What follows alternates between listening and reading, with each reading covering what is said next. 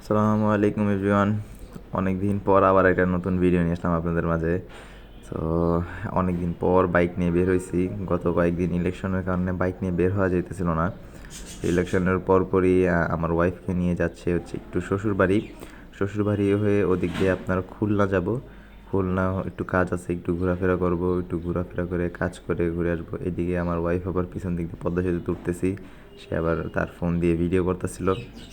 তো দেখতে দেখতে পদ্মা সেতুর মাঝে চলে আসি, গাড়ি তো পুরো একশো একশো টানতেছি। সে আমার ওয়াইফ পিছনে ভয়ে আমার শক্ত করে ধরে বসে আছে, মানে ও ফার্স্ট টাইম এত লং জার্নি করতেছে, তো এর আগে কোথাও এত লং জার্নি করে নাই। তো আমি তো সচরাচর রেগুলার লং জার্নি বা হাইওয়েতে চলাফেরা করি, আমার অভ্যস্ত আছি, বাট আমার ওয়াইফ ও তো একটা অভ্যস্ত না।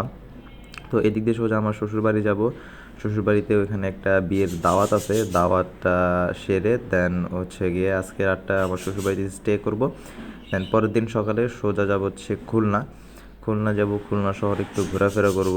ঘোরাফেরা করে দেখব খুলনার কীরকম শহর, কীরকম ভালো কি লাগে কিনা, এগুলো দেখাশোনা করে খুলনায় তো আবার খুলনা থেকে পরের দিন আবার ঢাকায় ব্যাক করব। তো এটা হচ্ছে খুলনা যাওয়ার সময় পদ্মা সেতুর উপরে যেতেছিলাম, তখন একটা ভিডিও করতেছিলাম। ভিডিওতে মানে পদ্মা সেতুর উপরে এত পরিমাণ বাতাস ছিল যে আমার ক্যামেরাটা লুকিং গ্লাসের উপর লাগছিল, ক্যামেরাটা বাতাসে অনেক দুলতাছিল। আর বাইক মনে হচ্ছে একটু দুলাই এই পাশ থেকে ওই পাশ ফালাই দিবে, এত পরিমাণ দুলানো ছিল।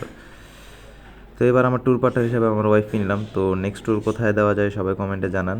তো ভিডিওটা এই পর্যন্তই। যদি কারো ভিডিওটা ভালো থাকে লাইক কমেন্ট এবং সাবস্ক্রাইব করে দিবেন। তো আল্লাহ হাফেজ।